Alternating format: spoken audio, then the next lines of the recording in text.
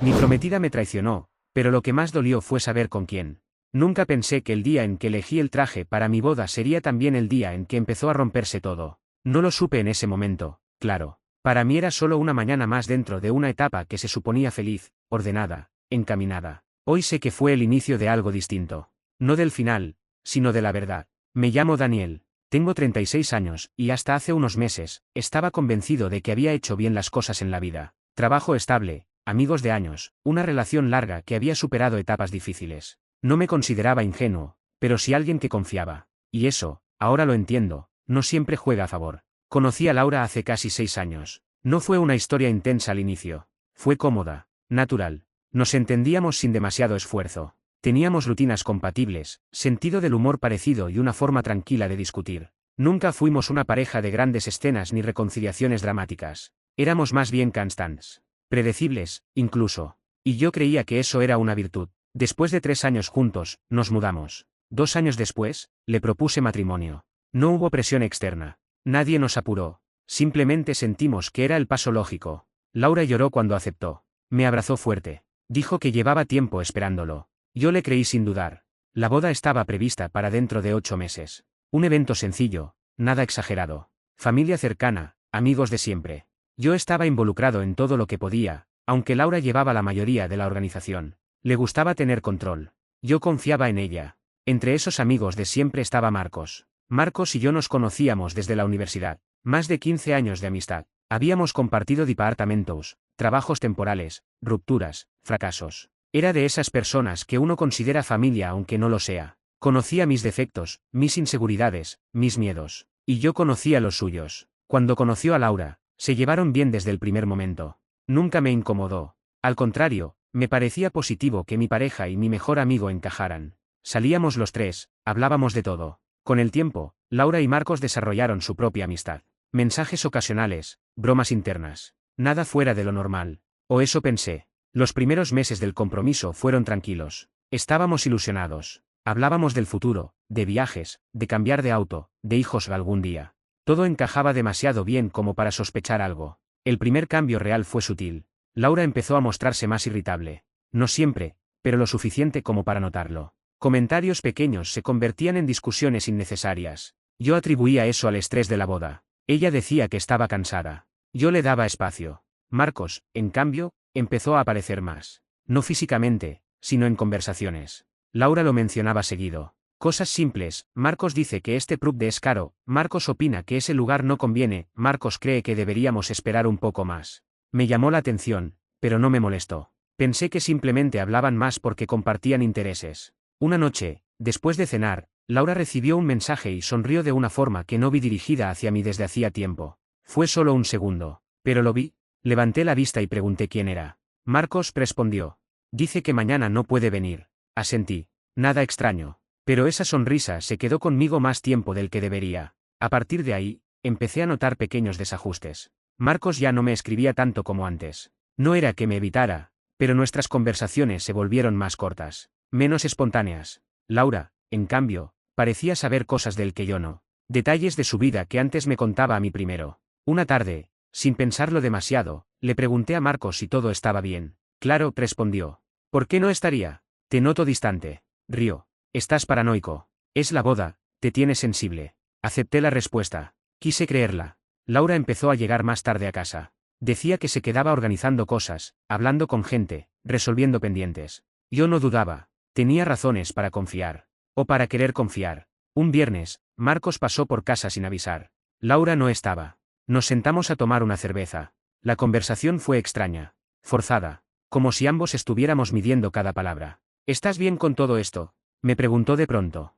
¿Con la boda? Digo. Sí, respondí. ¿Por qué? Se encogió de hombros. Nada. Solo preguntaba. No insistí, pero algo en su tono me incomodó. Esa noche, cuando Laura volvió, le conté que Marcos había pasado. Se quedó quieta un segundo. Muy poco. Luego reaccionó. Ah, sí. Me dijo que iba a verte. No sabía, respondí.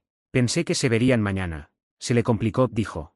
Ya sabes cómo es. No la contradije. Pero esa respuesta no coincidía con lo que él me había dicho. Esa fue la primera vez que sentí algo distinto. No celos. No sospecha directa. Una sensación incómoda de estar fuera de sincronía con mi propia vida. Como si hubiera conversaciones ocurriendo sin mí, decisiones tomándose en otro plano. La semana siguiente, mientras buscaba unos documentos, encontré el celular de Laura cargándose en la cocina. No suelo revisarlo. Nunca lo hice. Pero una notificación apareció en la pantalla. No vi el contenido completo. Solo el nombre del remitente. Marcos. Sentí un golpe seco en el pecho. No abrí el mensaje. No toqué el teléfono. Pero me quedé mirándolo más tiempo del necesario, intentando convencerme de que no significaba nada. Que era normal. Que eran amigos. Cuando Laura salió de la ducha, le devolví el celular sin decir nada. Ella lo tomó con rapidez. Demasiada. Esa noche casi no dormí. No porque tuviera pruebas, sino porque algo dentro de mí ya no encajaba. Y cuando eso ocurre, no hay vuelta atrás. Puedes ignorarlo un tiempo.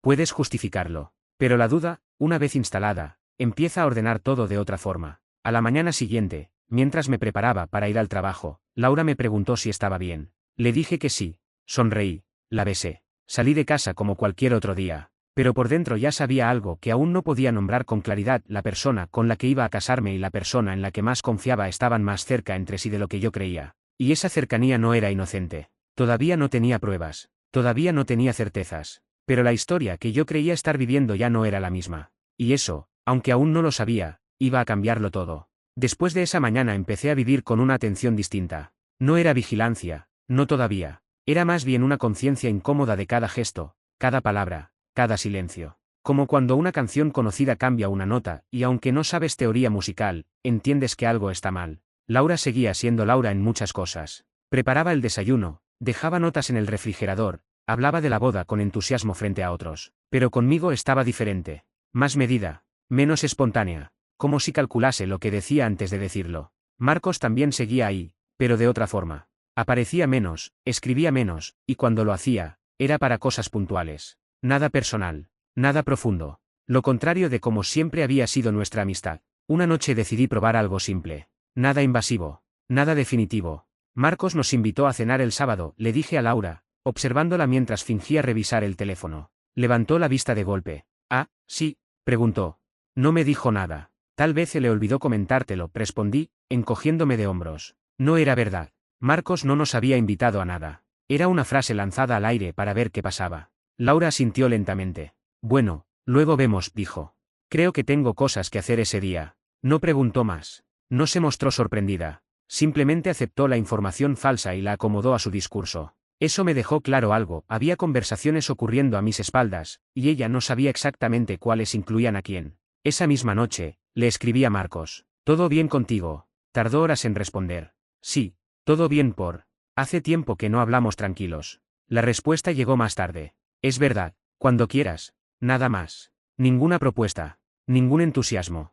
Al día siguiente, Laura salió más temprano de lo habitual. Dijo que tenía que ver unos detalles de la boda. Yo asentí. Pero algo me impulsó a revisar el calendario compartido. No había nada marcado a esa hora. Pensé en decírselo, pero me contuve. Decidí seguir con mi día. Trabajé, me reuní, fingí normalidad. Pero la inquietud me acompañó como un ruido de fondo constante. Esa tarde, Marcos me escribió. Tomamos algo hoy. La coincidencia fue demasiado exacta como para ignorarla. Acepté. Nos encontramos en un bar cerca de su departamento. Marcos llegó puntual, algo raro en él. Estaba nervioso. Lo noté apenas se sentó. Movía el vaso sin beber. Evitaba mirarme directamente. ¿Todo bien? Pregunté. Sí, respondió. Solo cansado. Hablamos de trabajo, de cosas superficiales. Yo dejé que el silencio se instalara varias veces. Quería ver si él lo rompía. La boda ya está encima, dijo de pronto. ¿Estás tranquilo? Sí, respondí. ¿Por qué todos me preguntan eso? Forzó una sonrisa. Nada. Es normal. ¿Hay algo que debería saber? Pregunté, sin cambiar el tono. Marcos se tensó. Lo vi claramente. ¿A qué te refieres? A nada concreto, dije. Solo me parece raro que estés tan distante últimamente. Tomó un sorbo largo de su bebida. Evitó la pregunta. Han cambiado muchas cosas, dijo. Supongo que es normal. No insistí. No aún. Quería ver hasta dónde llegaba. Cuando regresé a casa, Laura no estaba. Me escribió que llegaría tarde. Se alargó todo, dijo. Nada más. Esa noche cené solo. Me senté en el sofá, mirando una pared que ya no sentía mía del todo. Pensé en los años con Laura. En mi amistad con Marcos. En cómo dos vínculos tan importantes podían estar entrelazándose sin que yo lo supiera. Laura llegó pasada la medianoche. Estaba cansada, pero no como quien trabaja mucho. Estaba acelerada. Demasiado despierta para la hora. ¿Todo bien? Le pregunté. Sí, respondió. Perdón por llegar tan tarde. ¿Dónde estuviste? Dudó una fracción de segundo. Con una amiga. ¿Cuál? Carla. Asentí. No porque le creyera, sino porque sabía que, si preguntaba más, mentiría mejor. Esa noche volvió a dejar el celular boca abajo en la mesa de noche. Al día siguiente, ocurrió algo que terminó de empujarme al borde. Estaba en el trabajo cuando recibí un mensaje de un número desconocido. Hola. No sé si debería escribirte, pero creo que mereces saber algo. Sentí un escalofrío inmediato. ¿Quién eres? Respondí. Tengo información sobre Laura y Marcos. Me quedé mirando la pantalla, inmóvil. El corazón me latía con fuerza, pero mi mente estaba extrañamente clara. No sentí sorpresa, sentí confirmación. ¿Qué información? Escribí. No por aquí. Prefiero hablar en persona. Acepté sin pensarlo demasiado. Nos encontramos esa misma tarde en una cafetería. Era una mujer que no conocía. Se presentó como alguien que había salido con Marcos tiempo atrás. No dio demasiados detalles. No hacía falta. No quiero problemas, dijo.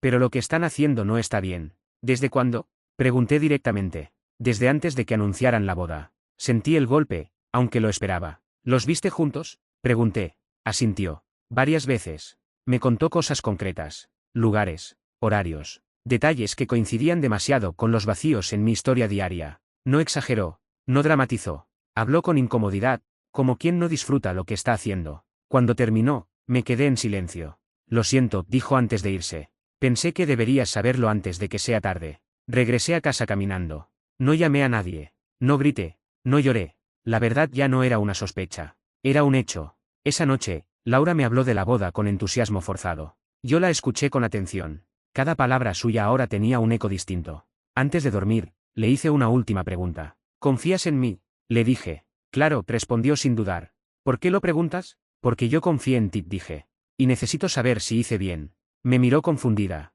Sonrió nerviosa. Siempre haces bien, respondió. Apagó la luz. Se dio la vuelta. Yo me quedé despierto, mirando la oscuridad, consciente de que ya no se trataba de descubrir la verdad. Eso ya lo había hecho. Ahora se trataba de decidir cómo iba a enfrentarla, y qué iba a hacer cuando la doble traición dejara de ser un secreto y se convirtiera en algo imposible de negar. Dormí poco esa noche. No porque la rabia me mantuviera despierto, sino porque mi mente no dejaba de reorganar recuerdos. Conversaciones antiguas cobraban otro sentido. Momentos que antes había considerado insignificantes ahora encajaban como piezas que siempre estuvieron ahí, esperando ser vistas desde el ángulo correcto. A la mañana siguiente, Laura se despertó antes que yo. La escuché moverse por el departamento con una energía extraña, casi alegre. Preparó café, puso música suave, tarareó una canción. Esa normalidad fue lo que más me golpeó. No parecía alguien cargando un secreto. Parecía alguien que creía tener todo bajo control. Hoy tengo que salir un rato, me dijo mientras desayunábamos. Cosas de la boda.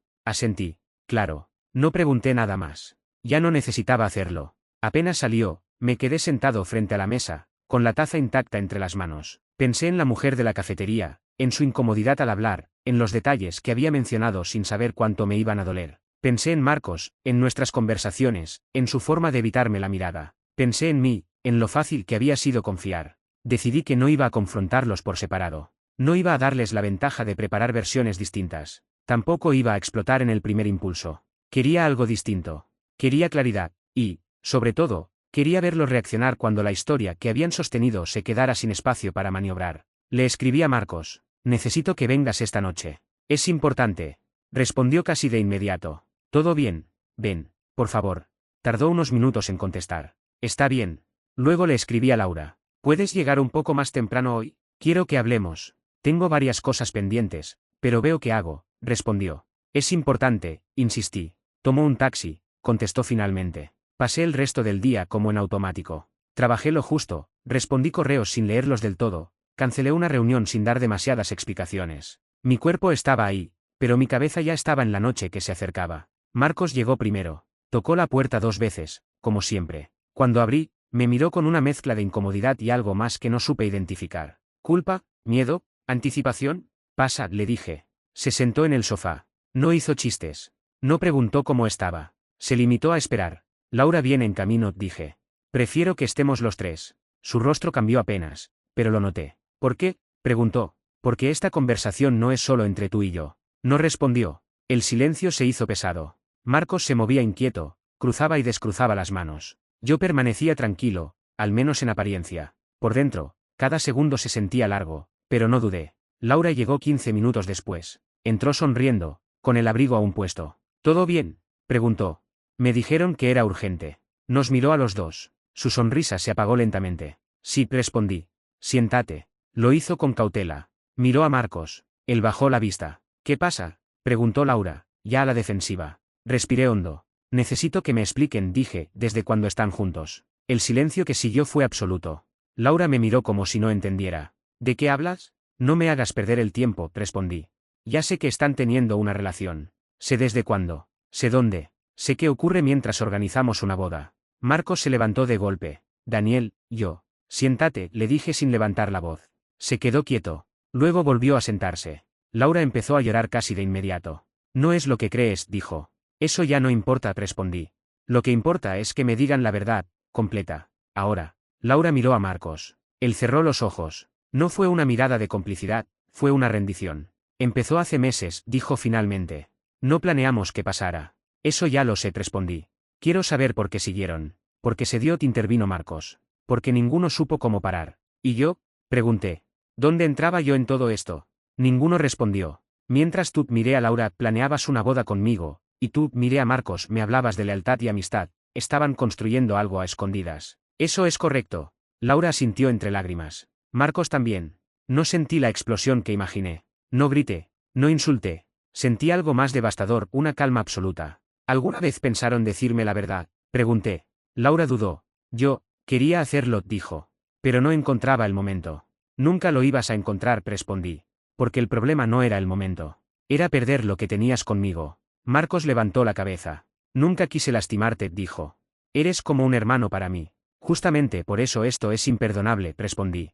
No es solo una infidelidad, es una traición. Se hizo un silencio largo. Laura sollozaba. Marcos parecía pequeño, derrotado. ¿Qué pensaban hacer?, pregunté.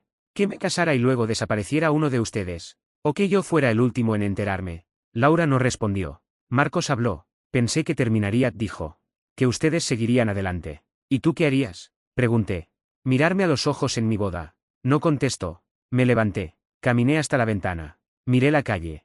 Gente pasando, autos, luces. El mundo seguía funcionando con una indiferencia brutal. La boda se cancela, dije sin darme vuelta. Laura se levantó de golpe. Daniel, por favor. No, respondí. No hay discusión. Podemos arreglarlo, te insistió.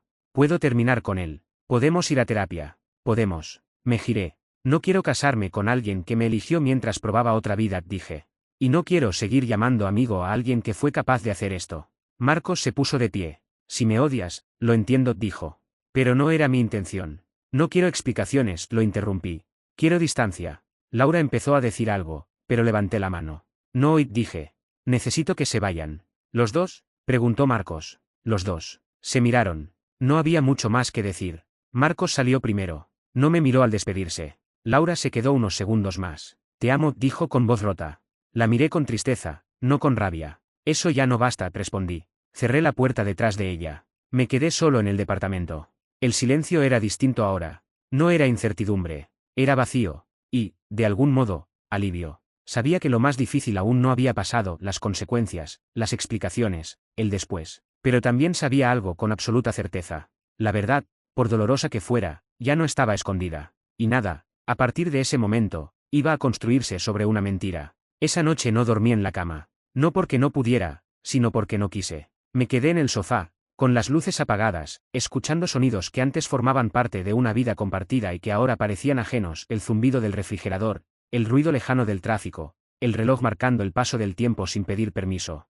No sentí ganas de llorar, tampoco rabia inmediata. Lo que sentí fue una especie de vacío ordenado, como si algo dentro de mí se hubiera acomodado por fin después de meses de tensión constante. La verdad ya estaba dicha. Y aunque dolía, también liberaba. A la mañana siguiente desperté temprano. Demasiado temprano para un día que no tenía planes. Me preparé café y me senté frente a la mesa donde aún estaban los papeles de la boda. Contratos, listas, presupuestos. Todo eso que había representado un futuro ahora era solo papel. Empecé a llamar. Uno por uno. Cancelé el local. Perdí una parte del adelanto. No me importó. Cancelé al fotógrafo, al catering, al juez. Cada llamada era incómoda, pero también era una reafirmación. Cuando me preguntaban el motivo, respondía lo mínimo necesario. No vamos a casarnos. No debía explicaciones a nadie más. Luego vinieron los mensajes. Familia, amigos, preguntas disfrazadas de preocupación. Algunos sinceros, otros movidos por el morbo. Respondí poco. No tenía energía para narrar mi historia una y otra vez.